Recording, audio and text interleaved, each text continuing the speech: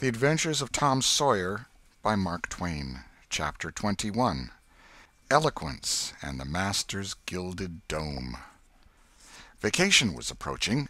The schoolmaster, always severe, grew severer and more exacting than ever, for he wanted the school to make a good showing on examination day. His rod and his ferule were seldom idle now, at least among the smaller pupils. Only the biggest boys and young ladies of 18 and 20 escaped lashing.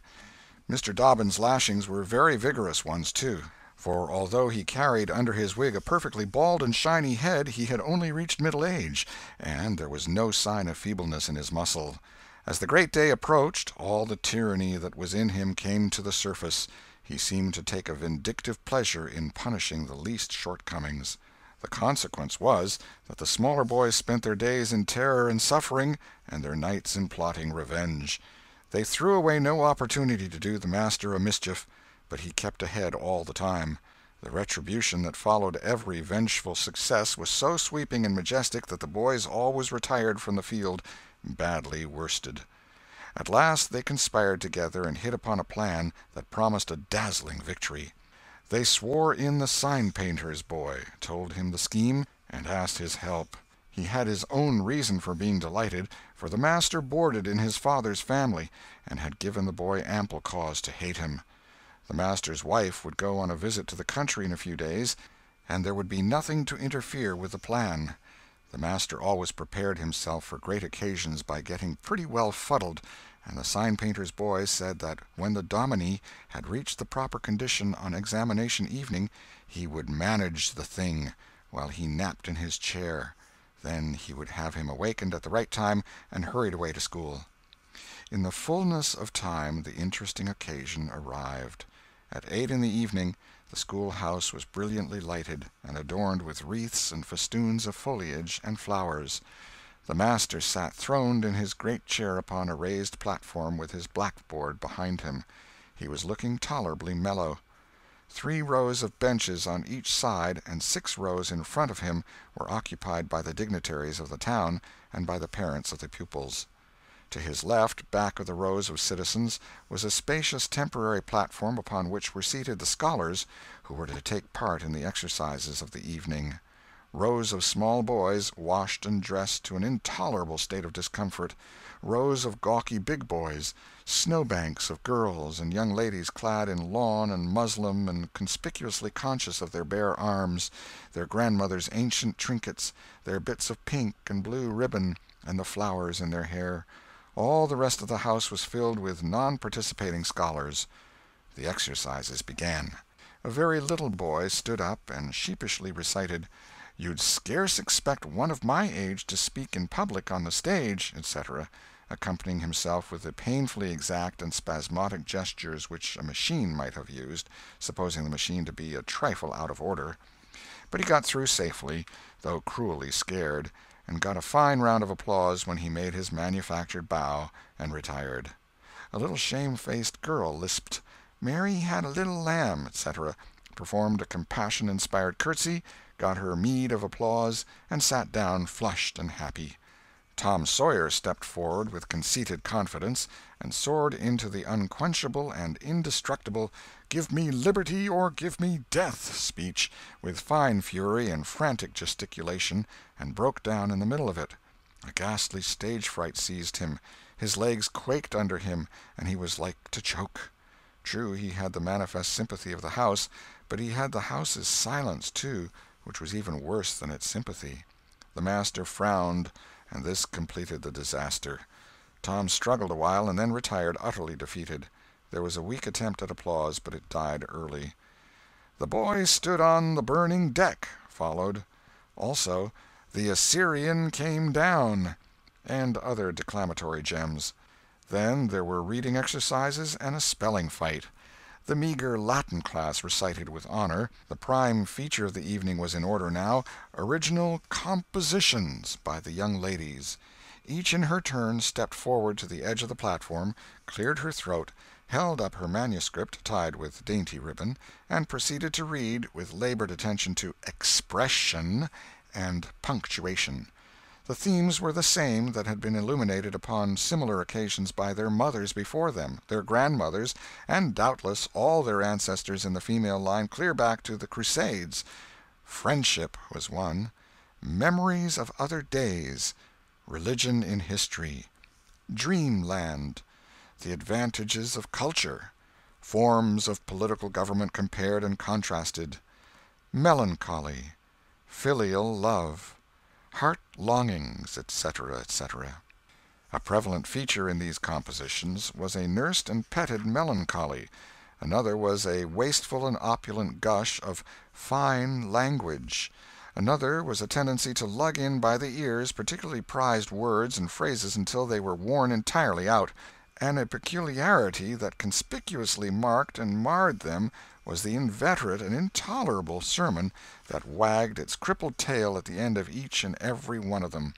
No matter what the subject might be, a brain-racking effort was made to squirm it into some aspect or other that the moral and religious mind could contemplate with edification. The glaring insincerity of these sermons was not sufficient to compass the banishment of the fashion from the schools, and it is not sufficient today. It never will be sufficient while the world stands, perhaps. There is no school in all our land where the young ladies do not feel obliged to close their compositions with a sermon, and you will find that the sermon of the most frivolous and the least religious girl in the school is always the longest and the most relentlessly pious. But enough of this. Homely truth is unpalatable. Let us return to the examination. The first composition that was read was one entitled, "Is This, Then, Life?" Perhaps the reader can endure an extract from it. In the common walks of life, with what delightful emotions does the youthful mind look forward to some anticipated scene of festivity! Imagination is busy sketching rose-tinted pictures of joy. In fancy the voluptuous votary of fashion sees herself amid the festive throng, the observed of all observers. Her graceful form, arrayed in snowy robes, is whirling through the mazes of the joyous dance. Her eye is brightest, her step is lightest in the gay assembly. In such delicious fancies time quickly glides by, and the welcome hour arrives for her entrance into the Elysian world, of which she has had such bright dreams. How fairy-like does everything appear to her enchanted vision! Each new scene is more charming than the last. But after a while she finds that beneath this goodly exterior all is vanity. The flattery which once charmed her soul now grates harshly upon her ear. The ballroom has lost its charms, and with wasted health and embittered heart she turns away with the conviction that earthly pleasures cannot satisfy the longings of the soul. And so forth and so on. There was a buzz of gratification from time to time during the reading, accompanied by whispered ejaculations of "How sweet!" "How eloquent!" "So true!" etc., and after the thing had closed with a peculiarly afflicting sermon, the applause was enthusiastic. Then arose a slight, melancholy girl, whose face had the interesting paleness that comes of pills and indigestion, and read a poem. 2 stanzas of it will do. A Missouri Maiden's Farewell to Alabama. Alabama, good-bye, I love thee well, but yet for a while do I leave thee now. Sad, yes, sad thoughts of thee my heart doth swell, and burning recollections throng my brow. For I have wandered through thy flowery woods, have roamed and read near Tallapoosa's stream, have listened to Tallahasssee's warring floods, and wooed on Coosa's side Aurora's beam. Yet shame I not to bear an o'erfull heart, nor blush to turn behind my tearful eyes. 'Tis from no stranger land I now must part, 'tis to no stranger's left I yield these sighs.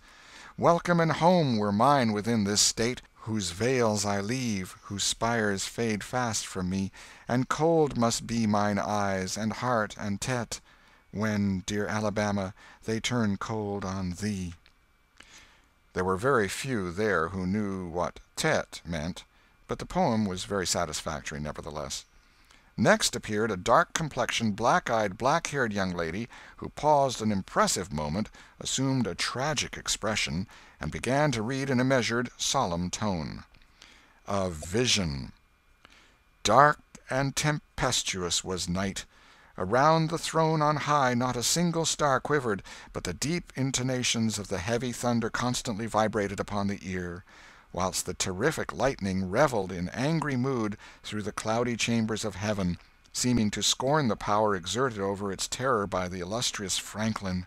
Even the boisterous winds unanimously came forth from their mystic homes, and blustered about as if to enhance by their aid the wildness of the scene. At such a time, so dark, so dreary, for human sympathy my very spirit sighed, but instead thereof, "My dearest friend, my counselor, my comforter and guide, my joy in grief, my second bliss in joy," came to my side.